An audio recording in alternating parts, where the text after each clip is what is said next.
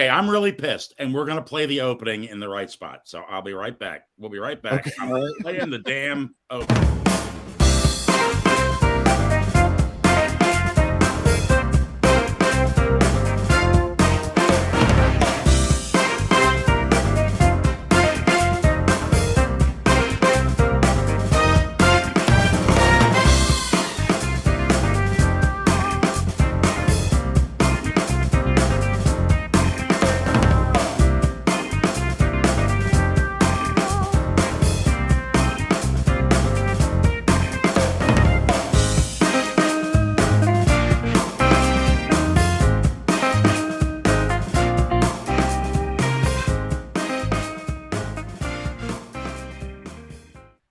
There we go.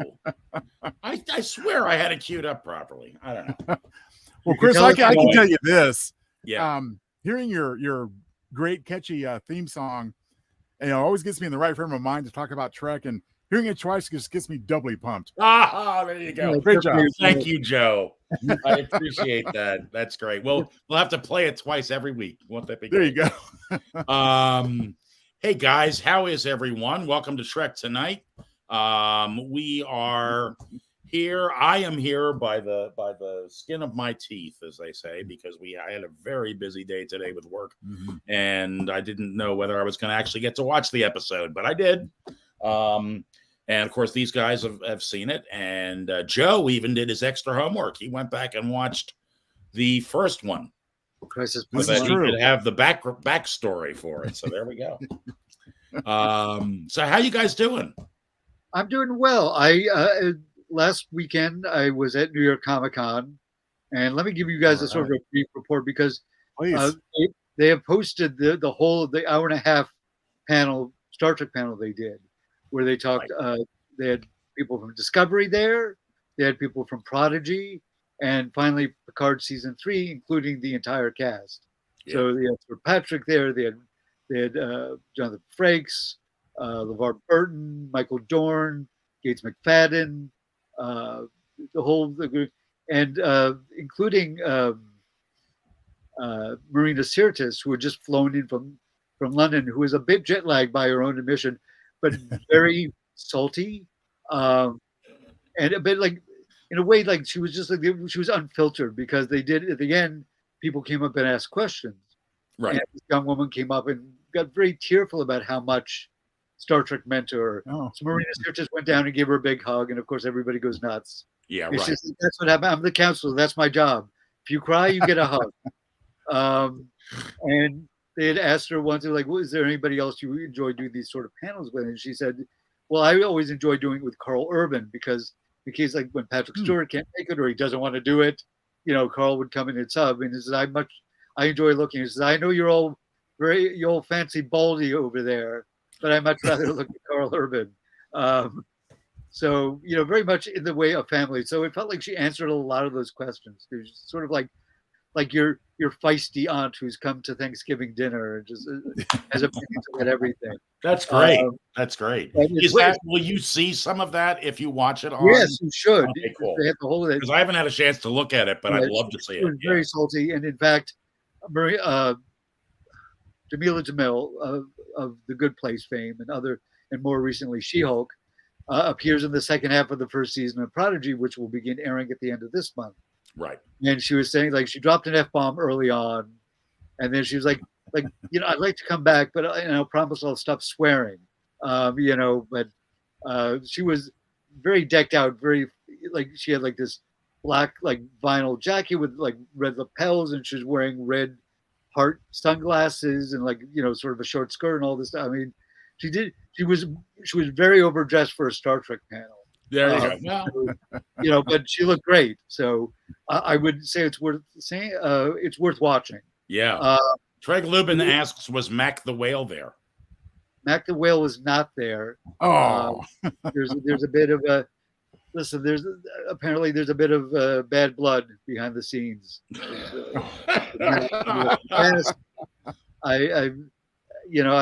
Anything I would say be pure speculation. Right. And I did see a few Star Trek cosplays. I have a few pictures which I will post on the site. And what was funny was And I saw a guy, and I couldn't get his picture. This one guy was dressed as Geordi, and he had the glasses, all they had him pushed up. But I saw 3 different white guys wearing a next gen sort of either, I guess, engineering tunic or security tunic, the yellow tunic, the gold tunic. And no, like, it was sort of an odd choice. I'm not shaming because I'm like, listen, you do you. But It's funny because most people, when they want to like be like, I'm a Starfleet person, they usually dress as a captain, you know? Right. Usually with a red tunic if they're doing next gen and so and forward. But these guys were just sort of like they weren't, if they were trying to be Data, they were not wearing any makeup or slicking their hair back. If they were being Geordi, you know, they didn't have the glasses. I don't think they were, but they all seemed like a little like maybe they were all just trying to be like Miles O'Brien and just being sort of, because they all seemed a little like they were dragging their heels, which Miles kind of engineering fans. I mean, you know, they're just engineering fans, but yeah. I just sort of found it interesting because it wasn't, because you see a lot of great costumes at New York Comic Con and all the big cons. Yeah. And like I said, I saw some TOS stuff. I saw some stuff like Stranger Worlds. I saw a guy dressed as Q with the judge's outfit. It was very cool. But I'll post those on. And I know you probably can't see it. I bought a Tendy badge. This is from Star Trek Universe. It sort of has a brass sheen to it, and it's sort of an outline. It's very cool. And they had the choice between the 4, lower deckers, but I chose Tendy. Tendy is sort of becoming my favorite character. Tendy's pretty cool. So, as we saw in the episode tonight that we're going to talk about. Yeah, exactly. You know what, Leo? Why don't you see if you can take a nice close-up of that pin and then post that as well. I will, yes. Yeah, because I really can't. Yeah. It is from Star Trek Universe, which I'm sure if you Google. Okay. They have a big selection of pins. Some are enameled. These were not enameled, and I just rather liked it. So I'm using it as my com badge tonight. Cool. All right. Craig says maybe those folks lost their transporter clones. Maybe. And so talking about the people who are sort of schlubbing around in engineering tugs, perhaps. Yeah. It's a bit of a lead into our episode. Yes, it is a lead into our episode. So what did you guys think about, I thoroughly enjoyed tonight's episode. What did you guys think? So I've talked enough. Okay, I'll go next and put it that way. We'll go back and forth, of course. Did you like this one better than last week's? Well, I was about to say, I kind of joked about the so-called even odd thing, but you kind of dispelled that notion on my part. You know what? The DS9 episode 2 weeks ago, loved it. Last week, not so much. But yes, I would definitely put this one in between those two. Okay. Yeah. And as you mentioned at the top of the show, Chris, I mean, I saw that there was the title was a part 2, so I said, well, better see if there's a part 1, and there was. So I watched them both, and as a combination, it was a lot of fun, and pretty much what I would expect from this show. So, yes, short answer, too late. I did enjoy this one quite a bit. Cool. Cool. I mean, I thought the opening, the cold open was fantastic. I just really enjoyed it, and I loved that Boimler was the captain of this kick-ass ship, and I don't know. I just really enjoyed the opening of it. What did you think, Leo? I really enjoyed it too. It was a nice follow-up to the original Crisis Point, sort of using the holodeck as therapy for both Mariner previously and Boimler this time. But yeah, they really leaned into a lot of those Star Trek tropes, the movie tropes especially. Yeah. And it was terrific. And his name, Bucephalus Dagger. And I looked up because I wanted to make sure I spelled Bucephalus right in my notes. It's a name I've heard before, but the historical thing is Bucephalus was the name of Alexander the Great's horse.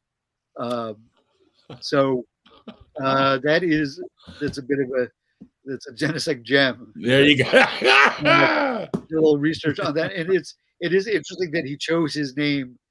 He doesn't call himself like Alexander Dagger, or he named himself after Alexander the Great's horse. Yeah, I mean, Bucephalus is a cool name, but it is sort of, it is sort of plays into his weird fight for self-esteem. Yeah. I'm going to assume it was a deliberate choice by the writers. Oh, I would think so. Yeah. Well, I have a challenge actually for both. I have a choice for the purveyors of Pitcher's Picks and for Genesix Gems from the guy that gives you Townsville Tidbits. The challenge is this. Let's try to find moments in Lower Decks that aren't Easter egg thing. Yeah. You're right. Well, it's true. There were more Easter eggs here than there were last week, but there were a few. But there were a lot of great name lines and names, and the was one of my read my saggy skin. A lot of very funny lines in there. So, do you know what's funny? I'll take a rain check. Yeah, no, we were talking before the show a little bit about Mad Magazine in the green room, and I couldn't help but think when they fold the skin of those old fold-ins. Oh, yeah, it's a little bit like those. It's a little Mad Magazine. Yeah, I couldn't help but think of that when they fold his skin and they get the other picture. I thought that was funny. So it sort of go a little ahead just in terms of the motivation is that Boimler finds out that Will Boimler, his transport clone, has been killed. And like a kind of thing where there was like a gas leak in his cabin and he just died, Yeah, just sort of a meaningless death. A meaningless death. And it's really, he spends the rest of this, instead of going through this script, which he plotted out, like this big high adventure heist, time travel adventure. Right. He starts following this, like, they're on this alien planet looking to find the Romulans who stole. It was the chronogami, which is the height of chronological tech and origami. And so he starts following one of these prophets in the square, one of whom was pitching for Manuki, who we saw possessed the captain a few weeks ago, and the mention of the koala, which is become the thing when you're sort of approaching sort of like a divine moment, you see a koala, like death and so on. So I like those. I'm sorry, I'm already doing Easter eggs again. That's all right. But no, we don't want any more witnesses. Yes. A great line from Shax is that Boimler just is trying to find meaning because he's like, well, if Will died and it's meaningless, what am I worth? So his story becomes about like this sort of personal redemption, and the holodeck is sort of is like dancing as fast as it can to try to provide some meaning for it. But of course, there's a limit to what a holo program can do. Right. But the other two, Rutherford and Tendi, have this amazing kick-ass adventure. Yeah. And Tendi gets all annoyed with Rutherford. Chronogami, space origami. Yes. Yeah. Or and time origami. Origami. Space origami. Anyway, just putting SP in anything to make it space. Yeah. There's nothing is better than putting space in front of it. It's like, would you like some space cookies? Well, I think sure. Space milk. So Tendy's taking it very seriously, and Rutherford's sort of like just goofing around. And she finally has this epiphany where she realizes she wants to be a captain because she's working as acting captain for this adventure. And she's like, you won't even respect me. And then he's like, no, you'd be a great captain, which is a nice little. She's beginning to get more confident. She was always like a little. I wouldn't call her. Karen was never meek, but she was very much accommodating. And I think she's starting to be like, well, I have my own desires, and it's not about making other people. It's like about making all my friends happy, although she still wants to do that. So it was. Well, and again, as we've said this whole season, and we're already up to episode 8, which astonishes me. Yeah. But so much of the season has been about the personal development of the characters.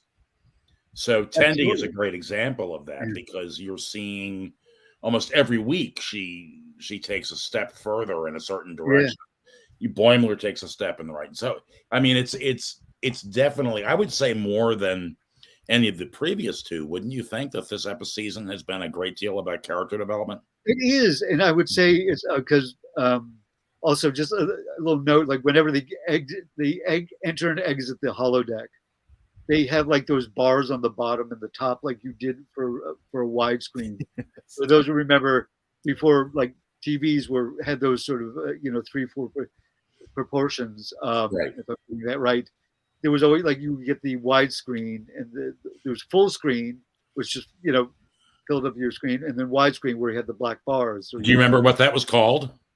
That letterboxing. Letterboxing. There you go, Joe. Very good. My favorite part of the episode, my favorite gag was Mariner stepping over the letterbox and get out of the holodeck. Yeah, and it was a nice little acknowledgement of that. That area. But when she finds out that Will Boimler had died, because she has a quick meeting with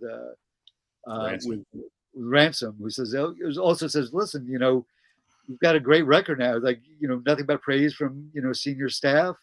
He was very encouraging, which was nice because we've seen progress that she actually does care about Starfleet and wants to stay in Starfleet. Yeah, you can tell. You see it. She's far less irreverent when it comes to her job.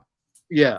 Yeah. But it's funny she's still a wise ass with her friends. She is, but even so, when she finds out that Boimler had this like traumatic thing, right, she's immediately very sympathetic in a way that I don't think she would have not been sympathetic in previous seasons, but I think she would have been like a little more snarky about it. Yeah. But she's like, it seems like she's genuinely treating him like her friend in a way that is terrific to see. Right. And they, Boimler, they finally get to this, this mythical planet, and they do like a Vidra joke, except it's Kitty Hawk. And he said, that doesn't even make any sense. And he just has like, he just like breaks down, he like almost passes out. And then he has this whole thing where he wakes up on this like ranch, and he's like, oh, I'm in heaven, or am I in the Nexus? And because there's a letterbox that says Kirk, and it's not Kirk, but it's Captain Sulu, voiced by James Takei. Yeah, which was great. That was a real surprise. There was no hints that was coming. Right. So it was a lovely surprise. Now, do you think that was a funny bit for George because he took over Shatner's ranch? Oh, absolutely. Yeah. Anything at Bill Shatner's expense, he's going to love. Yeah. I also wonder if they wanted to get Shatner, and he, because the problem is, as Mike McCann has said, when we get these legacy cameos that cost us a lot more, and we don't have as big a budget as, let's say, Discovery or Picard does. Right. So the fact that they spent the money to have George Takei there, and he was very, he lays some wisdom on Boimler, and Boimler just sort of regurgitates. He says, "I literally just said that." Yeah. And it was a. Want to feed the horsey? Like to feed the horsey. But that is the thing about George Takei, though. I mean, he really seems, I mean, a lot of them were, but of the remaining cast, he seems like he embraces his Star Trek past and is happy to do things. Yeah. That's my opinion about him, which I think is great. Yeah. Sure. So. No, I don't think that was a not being able to get Shatner. I think that was again, like everything else on Lower Decks, it was a deliberate misdirect and joke. Yeah. We're Shatner's in this? Oh, yeah. It's Decay. That's good too. Yeah. Yeah. Yeah.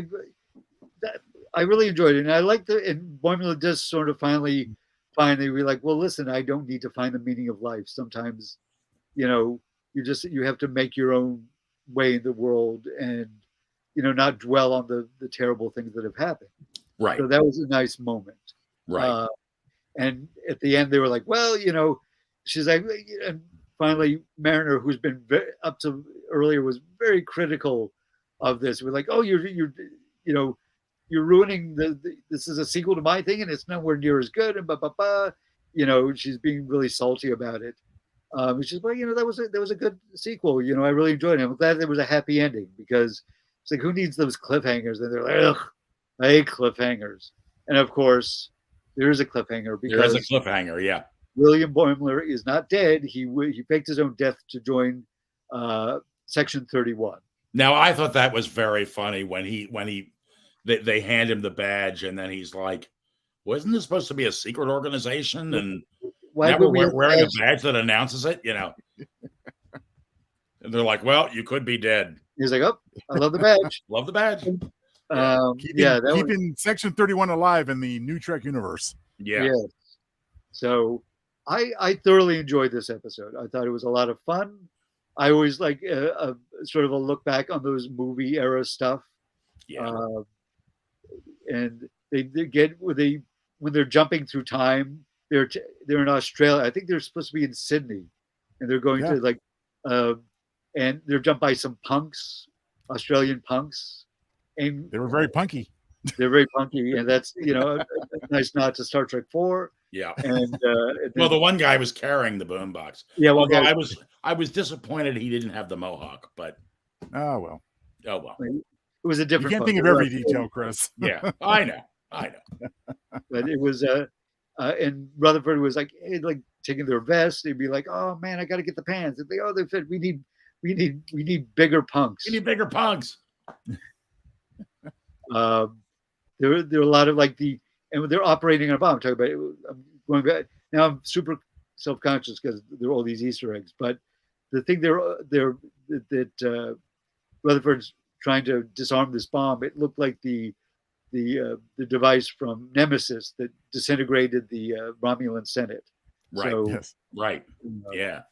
All right. Now Craig says, in his usual fashion, people still die from gas leaks in the 24th century. No circuit breakers, and now no gas valves. It was an accident, Craig. Yeah, it was an accident. So, although it clearly wasn't, because it was, he was faking his own death. There you go.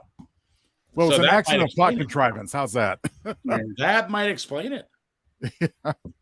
The one thing I was disappointed in, and I say this strictly as a fanboy, of course, but when we went to 2161 for the signing of the Federation Charter, I would have enjoyed an Enterprise cameo, maybe even just a visual one. That would have been cool. But I was looking for Archer in that, and that was Although the figures in the distance were wearing the blue jumpsuits from Enterprise era. Oh, were they? See, I only got to watch it once. I mean, they're very tiny little figures, but you not all of them, but a bunch of them were wearing that blue jumpsuit. Okay. Maybe he was in there. We just couldn't make him out. Yeah, you couldn't. Yeah, he was there, but like I say, I only got to watch it once, so some things may have slipped right by me. Yeah, no, it was sort of a blink and you miss it. Yeah, it would have been nice to just have a shot of them talking and you saw, Jonathan Archer. Yeah. I actually liked Enterprise. It wasn't I wouldn't say it's my favorite Star Trek, but I think it gets a lot of undue hate. I agree with you. I agree with you, and especially in that last season, they really found their pace or whatever. I mean, their niche. I think started to be great, and it was just a shame. I think that they canned it because I think it could have developed into something just like all the other incarnations. Took a little while, season or two, to really find their feet. And I think Enterprise could have done that, but I think that was also the thing that killed it, Chris, was because by that time they kind of had that conceit, if that's the word, where we can take 3 seasons to get going or whatever, and not so. And even with UPN terms, I mean, it's a network show. I mean, they're going to be a little bit more hardcore about success early. Right. It was there. I mean, there was some rough stuff, but going off topic a little. What do you think? Who do you think has the best? What series has the best first season? And it's not TNG. No. I'd have to say Voyager, just because by that time they were further along and how they needed to do things generally within the franchise. Yeah, because DS9 first season is a real mixed bag. Had the best pilot, I think. Yeah, best first episode, but there were some real stinkers after that for the first year. Yeah, there were. I mean, Voyager gets a little bit of hate too, Yeah, it does. I'm not as huge a fan of Voyager as I am of the others, and it's nothing because I like the actors, and I like the ship and so on. But the problem for me was like whenever they'd be like next week, has Voyager found a way home? I'm like, no, because it's still the first season, and like I always hate those a show that's built along a premise that is like they're trying to get home, but they'll never get home, at least in terms of in a way that I always thought it would be interesting if they got home at the end of season 6, and then the next season was coping with the return. See, I felt that way. I felt they could definitely have given us a few episodes even about them once they were back. It needed a good epilogue. It did need a good epilogue, yeah. It needed at least an epilogue. Yeah. But I actually think maybe as much as I'm such a huge fan of Strange New Worlds, that may be one of the strongest first seasons overall. Oh, I would, yeah. Well, you're absolutely right. I'm discounting, the new shows, right. And I'm kind of thinking back to my youth. Well, not my youth. Look at this. Craig Lubin says Strange New Worlds has the best first season of all the other shows, in my opinion. That's an excellent point. I would also say that the original series had a very strong first season. Yes, I would. I was going to say. Oh yeah, Balance of Terror. There's a lot of good episodes in that first season. Yeah, and the second season was also good because it had a mock time. It had Trouble with Tribbles. Right. Wrath of Khan, not Wrath of Khan, but the Space Seed was season 1. So there's a lot of there are a lot of really good episodes in the first season. So it's rough. TNG was because they were trying to still do the old Star Trek stuff, but it wasn't quite reading as well, I think, at the time. Yeah. Right. And by the second season, they started figuring out like, oh, okay, episodes started getting better, and you got like Measure of a Man, which is a classic episode. Right. So it was like the first episode where they were like, oh, we should give Patrick Stewart great speeches to do, because I think that was one of his first like real like, this, talking about the nature of humanity and our legacy, who we are as people, that sort of, I think, set that whole thing off. Well, and it's really interesting because, and I mentioned this periodically about what I did during the pandemic as my my comfort place, but I went and watched everything Star Trek in order of when it was produced in a row, and that's how I comforted myself through the whole lockdown. But when I got to the first season of TNG, I knew that I wasn't that crazy about it, but of course I was going to watch everything, so I did. And I never noticed, I guess maybe because of going right from the original series to TNG, how like in that first season they tried to include similar music cues to the original show. Mm-hmm. They did things that were a slight nod to the original show, which I didn't really pick up on when it first was on air, and there'd been so many years in between watching them. So they tried to do something there. I think it was better once it stood on its own 2 feet. Yeah, I would agree. And probably better, and I hate to say it, I'm sure I'll get the hate of a lot of fans, but probably better once Gene wasn't directly actively involved in the creative direction. Yeah. I mean, listen, my hat's off to Gene. I mean, none of us would be sitting here doing this without him. Right. But he reportedly was a very difficult person to work with. Yeah. And his whole concept, like one of his things is that he didn't want no conflict amongst the crew. And if somebody was being too emotional, it had to be the aliens because that's the lens by which we would see it. And I really don't understand where that came from, because half his bread and butter in the original series was conflict among the crew. Sure. I mean, that was the charm of TOS, was the conflict between Spock and McCoy. Right. And by the time we're looking at first run syndication of TNG, and Gene fought with NBC those 3 years for the original show. So, okay, now is my opportunity to do it my way. Yeah, 100%. Well, that's that's what we got, and it works sometimes, and other times not so much. Yeah. Yes. Like putting men in skirts, for example. Yeah. The scant, as it's known. Yes. There's some fans who still rock the scant. I see them online. It's a bold move. That's all I'll say.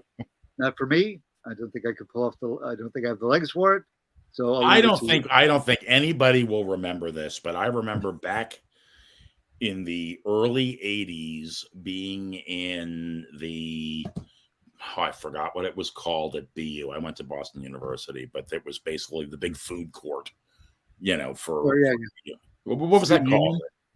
Like a student union? Student union, I guess it was. Student union, they had a big, But I was watching, they had a big TV by where you bought this terrible pizza. And I was sitting there, cutting my pizza with a knife and fork because it was that horrible thick, not deep dish, just thick ass pizza. Just awful pizza. But at any rate, so I'm sitting there and there was a thing, and I guess it was like a Entertainment Tonight kind of a, little bullshit news program. And they were talking about some designer trying to launch skirts for men. And of course, it didn't really go anywhere. Although that is now more of a thing now. There's a lot of, with people's sexuality being more fluid, or at least, but I don't think they're trying to still be men. These were men. This was trying to sell men on wearing a skirt, like a kilt, basically. Yeah. I do have to of their fashion. I do have to disrespectfully disagree with Leo on one point. And that's this, Leo, I think you would have looked fantastic in a scant. You're very kind. It's funny you're talking about the kilts. There's a certain subset of geek culture that embraces the kilt. Yeah, of course. Something they get called a utility kilt, and it's made out of like a gray material. I've seen that. Heavier, and there are a lot of number of pockets in it. And I went to Gen Con, which is the tabletop gaming convention. Yeah. A number of years ago with a friend of mine, and we saw, like, it wasn't like half the thing, but every so often you see a guy rocking a kilt. He's like, I don't get it. Why is everybody? Why? I'm like, I don't know. I think it's kind of a way for people. Like, sometimes people dress a certain way because they want to stand out, And I think that it is possible some part of them have Scottish ancestry and they want to embrace that, and by all means do that. But I also think there's a segment of the people wearing kilts who are like, I'm going to show that I'm going to make myself look different. Like, they don't. It's a bit of like, it's more. Sometimes I think it's an affectation. Well, I was up we have a house up in Northwest Connecticut, and I was up there driving down. It's very rural, and I'm driving down the road, and there's a guy walks across the road to get to his rural mailbox, and there he is. He's wearing a kilt. There you go. Well, it falls in the category of. I used to go to a New Year's Eve thing every year, very fancy New Year's Eve ball dance thing at this resort, and there was a family that came back every year, and rather than the men wearing just tuxedos, they wore full formal Scottish attire for the evening. So, yeah, it was cool. Well, I was about to say, it pretty much falls under the category of culture, subcategory fashion, Right. Ways to express yourself. Well, right. I mean, listen, Scotty wore a kilt with his dress uniform. Yes, he did. Series, because he was Scottish, so of course he wore a kilt. Right. Hey, Tony Luna gave us a thumbs up. Thank you, Tony. Thank you, Tony. Luna. That's my buddy in Fresno. Oh, yeah. Yeah. There you go. Well, I have to call him later and tell him how much I appreciate him tuning in. I've been urging him to do so I'm glad he's here. Good. Speaking of fashion, guys, I was going to comment on the episode. Correct me if I'm wrong, but when that beautiful Sovereign class ship came swooping in at the beginning, were they wearing yet another variation of the Starfleet uniform for that ship? It is true. I would like to see a live action version. I think it looks really slick. That was pretty cool. It was sort of a mix between the Cerritos uniform, the Kelly class uniform, and the car, and like, again, another variation on those sort of post TNG, uniform. Yeah. It did look really slick. I thought so. I thought it looked great. Yeah. Yeah. They do love that white stripe, though. Yeah. No, but I think when because there's not a lot. It's not like a really involved. I'm not saying the animation is simple, but it's clean. Right. So it's a way of giving some dimension.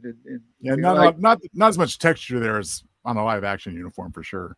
That's true, but it's there were so many funny lines. They were like what does it make an alternate cinematic timeline that runs concurrent with us, but like with different people playing younger versions of us, which is a real bit of a cheeky nod to the J.J. Abrams movies. Right. Oh, sure. And there was don't tell me we're gonna have to go back and assassinate Kennedy because that ain't happening. There was an oddball script that Gene Roddenberry wrote, which was tied into the assassination of Kennedy. Might have been that I didn't know. Yeah, his version of Star Trek 2 was let's prevent and I don't mean to step on the Genesig Jim here, but but my recollection of that was that it was actually going to end with Spock because preventing the assassination was so catastrophic historically that Spock personally had to go and phaser Kennedy, which I think would have been really horrible. What the fuck was Gene thinking? I mean, I don't know.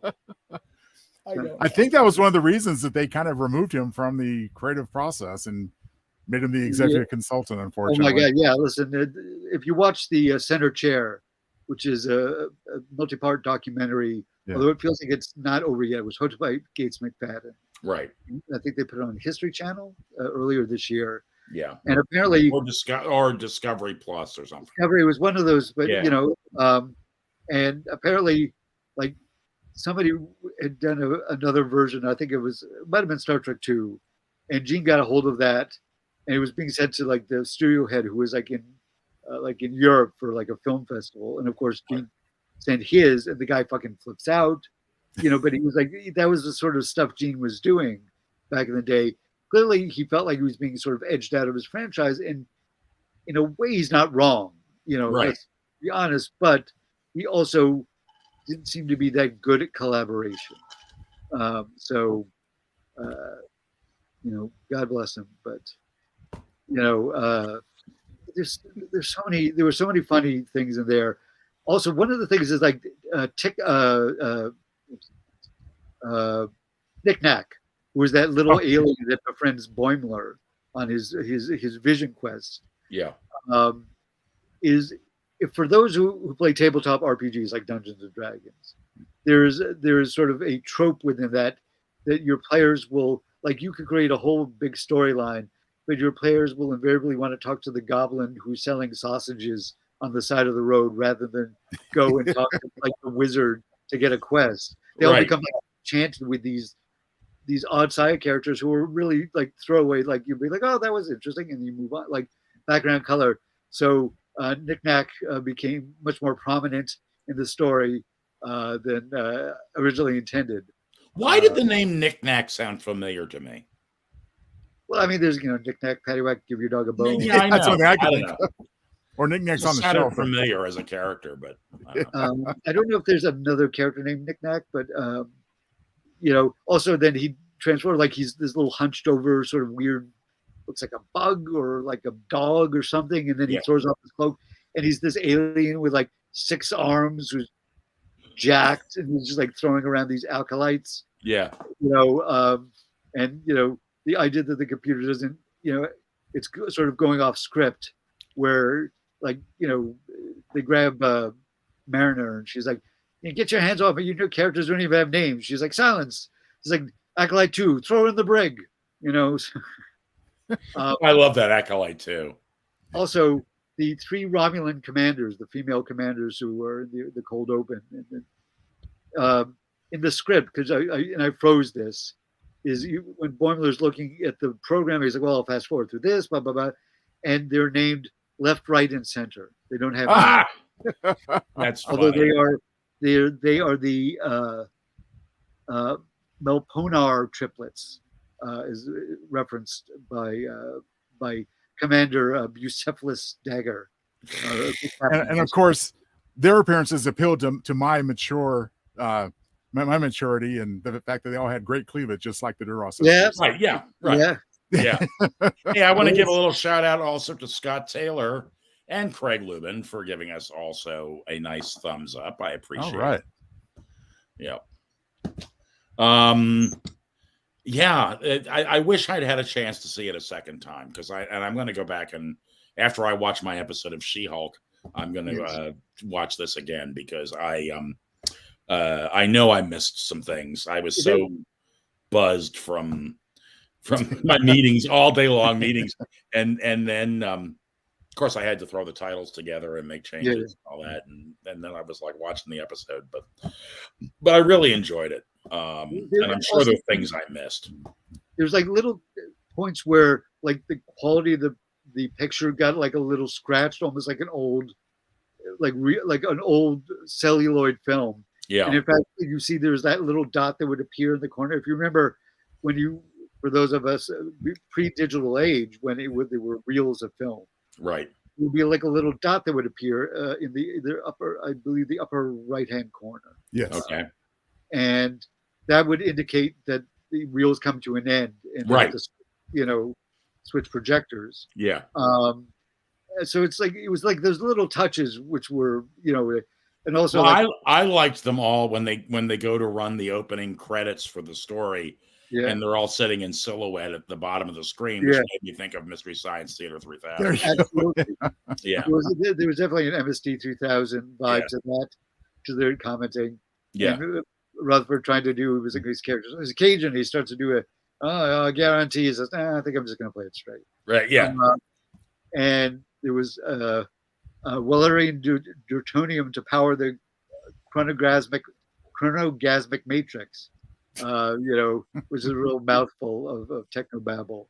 There was the graphics explaining the chronogami, which were very much from, Star Trek: Wrath of Khan. Yeah. So many. Yeah, that opening little Starfleet screen that came up was like. And when they go to the planet to track down the Romulans, because there were like 3 prophets. One guy says, "Let Manuki guide you." We're all holograms in dissimulation. Very meta joke. And then the koala and Kitia has the true answers.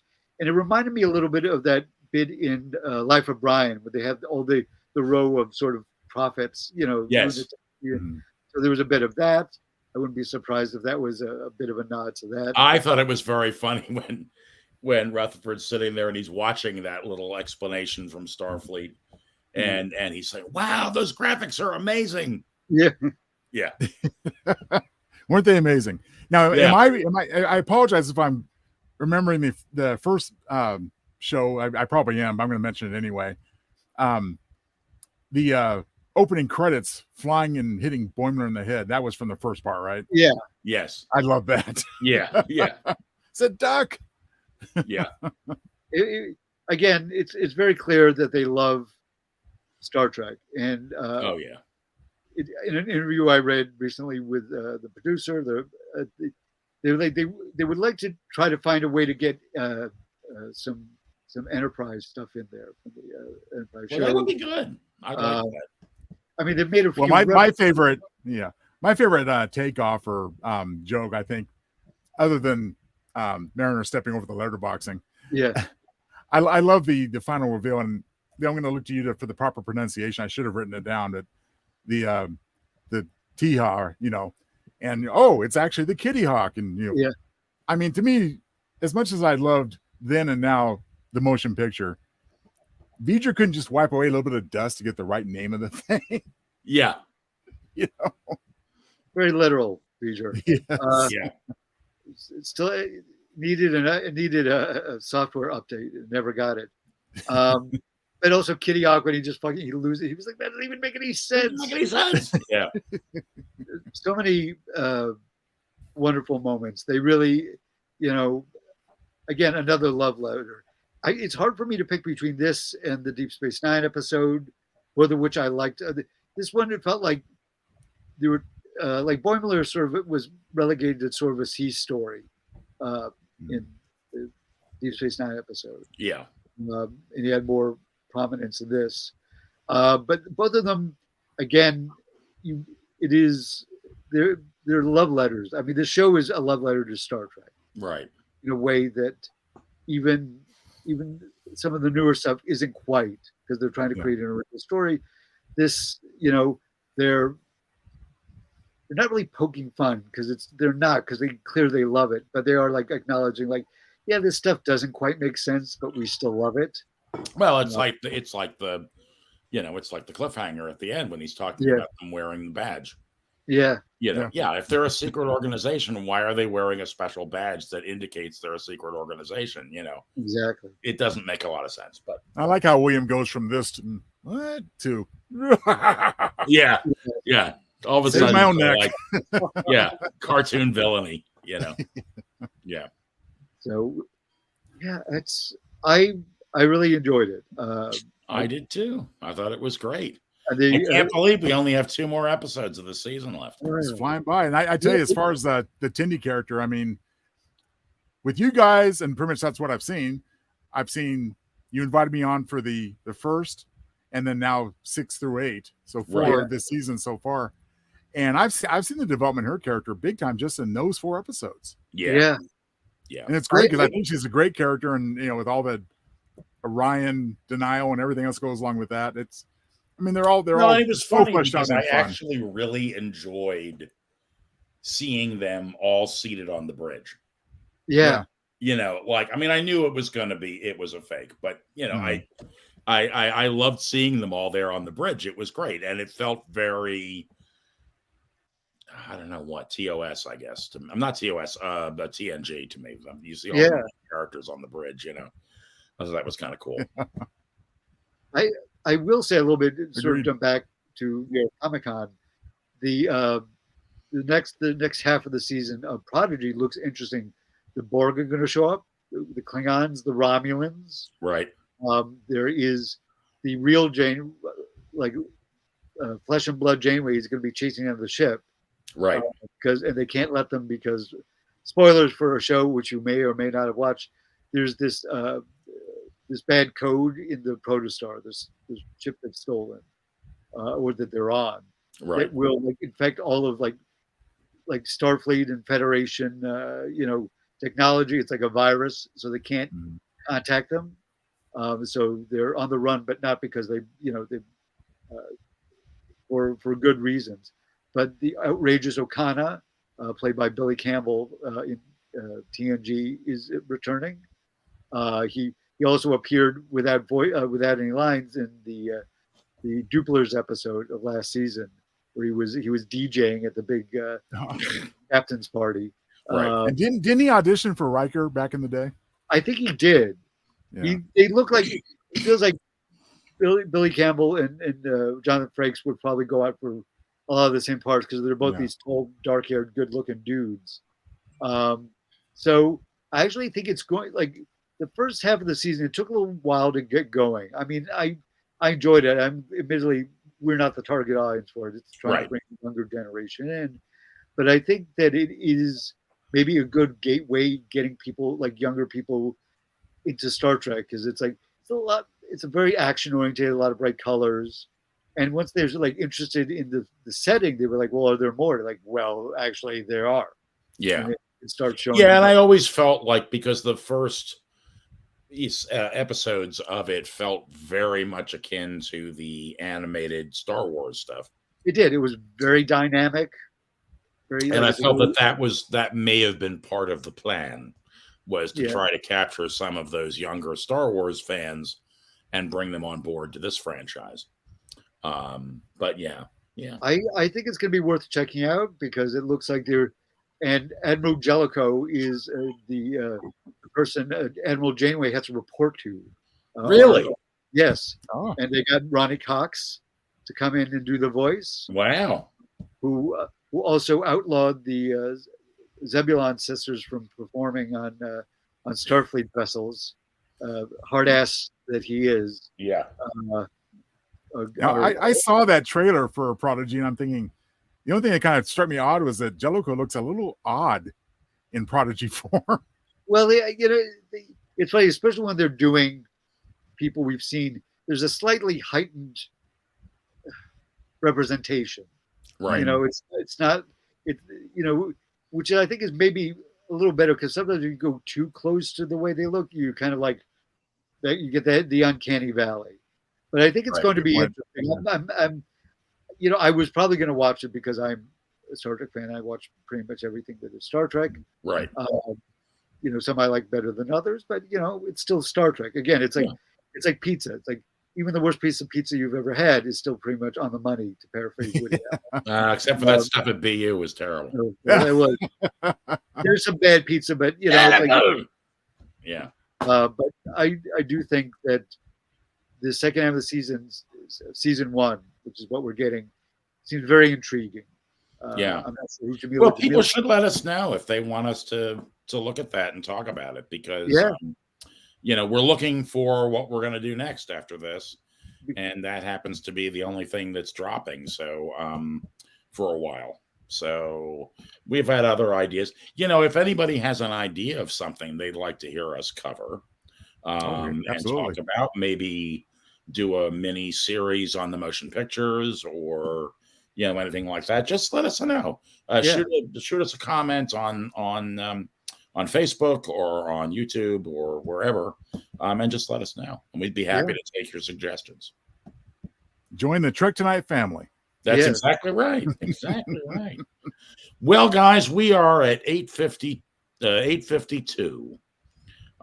Is there anything last minute or we want to mention? Anything that was on your notes that we didn't get to yet? Well, I mean, I'll come with a half dozen things after we're off the air. That's what it always is. And mainly at least we didn't do it before we went on air, where we burned up everything we wanted to talk about beforehand. Then we get out here chock full of stuff. I mean, it's hard to get everything, but you know what? I think it gives a great picture of what we had this week, which was really nice. Unlike Leo, I think the DS9 episode still stands out.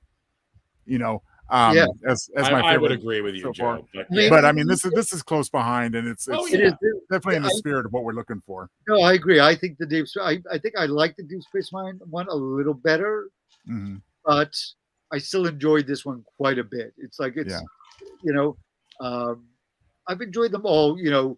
Some a little more than others, but they've taken a few sort of detours in terms of sort of character development. In this season, when they were trying to get the room, when they were like doing that sort of deep dive through the bowels of the Cerritos, it became like this sort of like Stand By Me kind of moment, and it felt a little more like they were all. It was more character driven, although there were funny bits in it. That would have to be my least favorite episode out of the season. Any prediction from you guys? Where there be any that one below the one from last week? But. Gotcha. Sorry, Chris. No. I'm just curious if either one of you have any predictions for what's in store for us for the last 2 episodes of the season 3. I don't know. I don't know. We do know that supposedly we're going to see the Vulcan character from last season. Yeah, who's now in Star Trek. So she's in there somewhere. Okay, I'll have to go find her. Yeah. That was in the. If you watched the season finale from last year. Okay, I think I did, so I probably will remember. Yeah, it's the one where you saw the lower decks characters from a variety of alien ships. There's a Klingon. Okay, I'll check it out again. Yeah, I think you'll enjoy it, Joe. It's very amusing. Yeah, I'm catching up, and like I said, when we have like a follow up like this week's, naturally you can go back and check out those stories. I think that's great. If I'd had the time, I would have done that probably myself. You got in this week's, Chris. That's the main thing. Good right. I will also go to joetownsend.com. It is Halloween season. Joe writes a lot of wonderful spooky books, stories, and novels. This is the right time of the year to get your fright on. So why not go to joetownsend.com, as you can see on the screen there, and pick up one or all of his books. There you go. Thank you very much, Leo. I had a great promo, and since you did a great promo for me, better than I could have done for myself, if I may, guys, if you indulge me, since I'm so thrilled that my friend Tony Luna stopped by, let me plug his group. If you're a big fan of great ska music, his group is wonderful.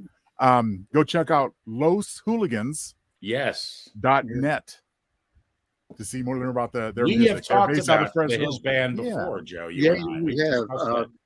I do. I'm a big fan. Huge fan of ska. Yeah.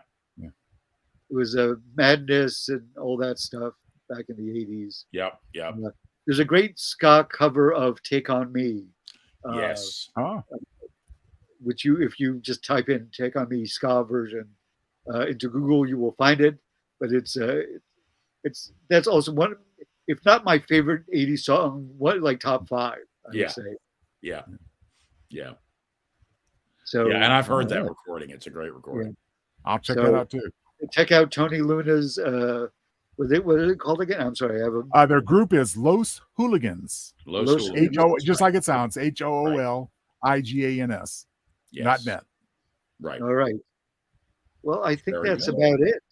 Yeah, I think that's it, guys.